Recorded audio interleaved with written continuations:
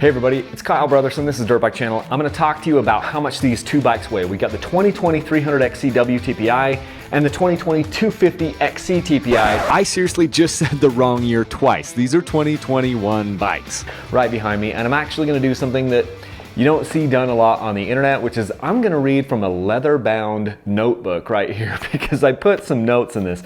Normally I don't script these videos, and this video isn't scripted other than I put down a few different like random weights in this thing. But for those of you that have been around for a long time, you'll understand that the way I like to do these bike weight videos is I fill the bikes full of fuel when they don't have any aftermarket parts on them, and we see how much they weigh.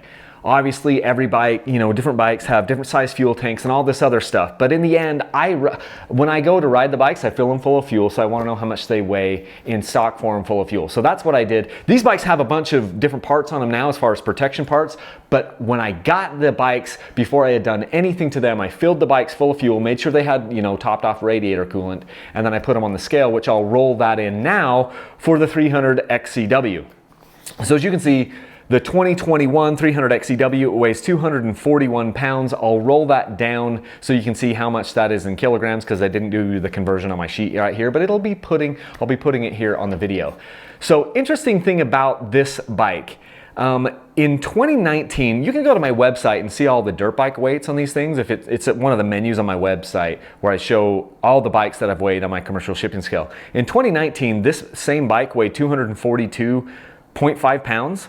In 2020, I was such a moron. I got my bike and I was so excited to put parts on it. I started putting tubeless and different parts on it before I even got the weight of the 2020. But now here in 2021, this one is 241 pounds, which means that bike is around 1.5 pounds lighter than it was in 2019. And the 2019 model didn't have the 2019 model did have the kickstart, which makes me really wonder if it's like, are we really losing the kickstart for the 1.5 pounds? Like, that kind of bugs me. It kind of pisses me off. I wish that still had the kickstart, but that's how much the bike weighs. So that's the 2021 300 XCW. The one right behind me, the 250 XC, here's an interesting thing. So this bike is 240.0 pounds.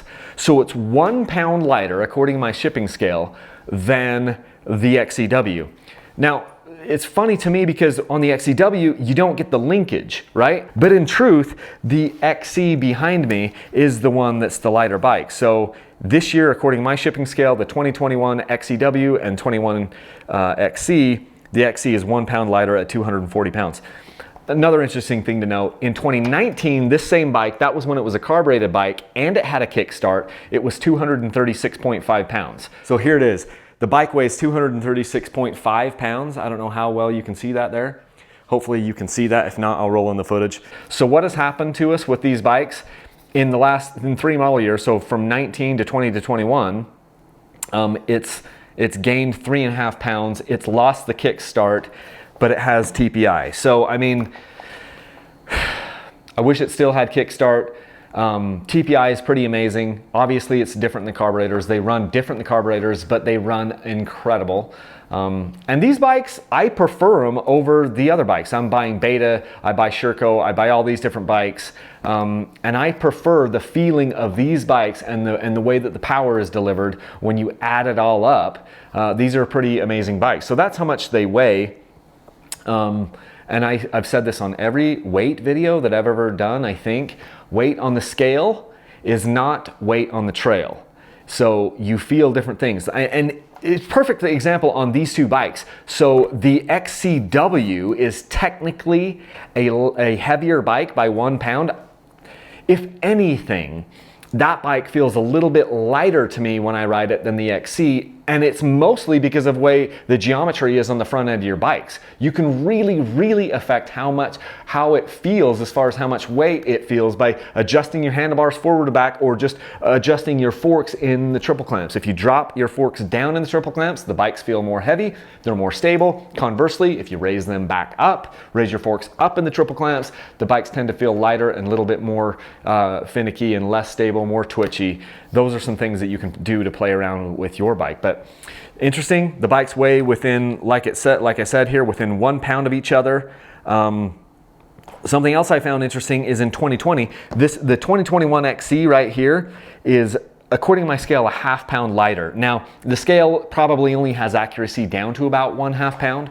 So, I mean, that could just be a little bit difference in tires. That's another thing, guys, is I have weighed different tires in my shop and they don't all weigh the same. Like I can take an AT81 and put 2 or 3 of them side by side, and there's a little bit of variance in the tires themselves, just depending on, you know, kind of what lot they've come from or whatnot. But anyway, that's what's going on with these bikes. Just wanted to thank you guys for making this possible. If you want to support Dirt Bike Channel, one of the easiest ways that you can do it and doesn't cost you anything is use the links in the video description and the links on my website to companies like Rocky Mountain ATV, Motorsport, Amazon. Heck, if you're gonna buy parts or gear anyway, just use my link. It gives me a referral bonus.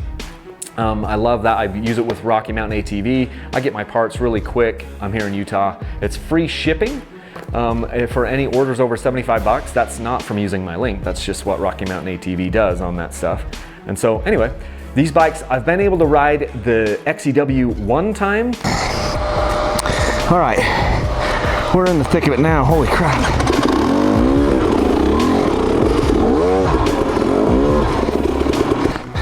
See, that's a cliff. But I'll grab the bike, come over like that. It's one thing to pivot turn on the way up. It's another thing to do a right hand switchback pivot turn on a downhill. And I think I've only ridden the XC 1 time. I almost fucked off the bike. Those are big. This bike is doing it for me, guys.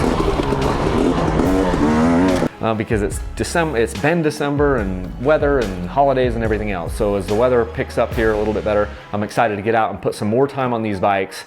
I'll talk more about tuning them, but the XC here, it took a little bit of tuning. I was playing with my air screw quite a bit and playing with my power valve quite a bit to get that to clean up. The XCW, this particular one, it didn't require nearly as much tuning. It was much, much closer to running good, but it is something that you need to tune.